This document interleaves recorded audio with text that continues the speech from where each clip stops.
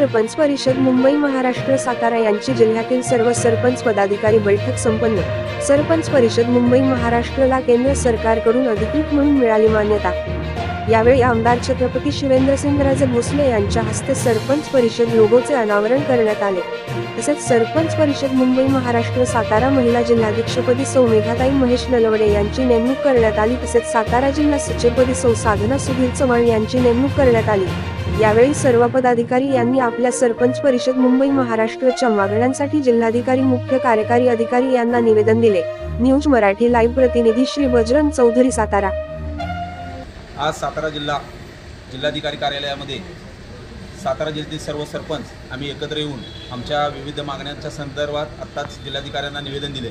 या सर्व मागण्या आमचे प्रदेश अध्यक्ष माननीय दत्ताभाऊ काकडे यांच्या मार्गदर्शनाखाली आणि नितीन काका पाटील जिल्हाध्यक्ष यांच्या सूचनेनुसार या ठिकाणी आम्ही आत्ता या ठिकाणी पत्र दिले।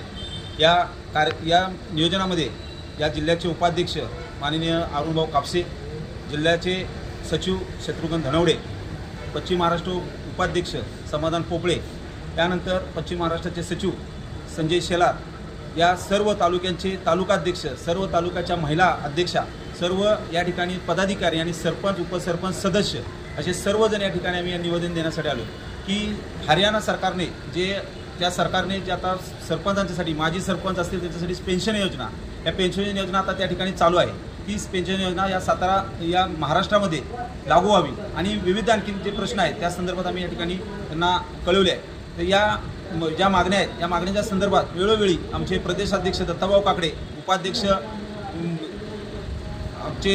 उपाध्यक्ष विकास जाधव हे वेळोवेळी प्रयत्न करत आहेत। आजही आम्ही प्रत्येक जिल्ह्यामध्ये हे आंदोलन चालू आहे। या आंदोलन आणि या जिल्हाधिकाऱ्यांना निवेदन देण्याचं काम चालू आहे।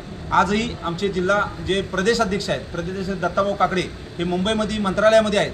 ते मुख्यमंत्री साहेबांची तिथे जाऊन आज भेट चालू आहे की आम्हाला या 2-3 दिवसामध्ये मुख्यमंत्र्यांना भेटण्यासाठी सर्व राज्याची जे नियोजन मंडळ आहे, राज्याचं जे नियोजन मंडळ ते त्यांना भेटणार आहे आणि ज्या विविध मागण्यांच्या संदर्भात जर काही आता इथून पुढे झालं नाही तर मोठं आंदोलन छेडण्याचा आम्ही विषय घेणार आहे। त्या संदर्भात आम्ही आत्ता या ठिकाणी जवळजवळ 300-400च्या संख्येनं आम्ही जिल्हाधिकारी कार्यालयामध्ये या ठिकाणी निवेदन दिलं आणि हा आमचा सरपंचाचा जो प्रश्न आहे जोपर्यंत मार्गी लागत नाही तोपर्यंत आम्ही पुढची दिशा त्यानंतर ठरवणार आहोत।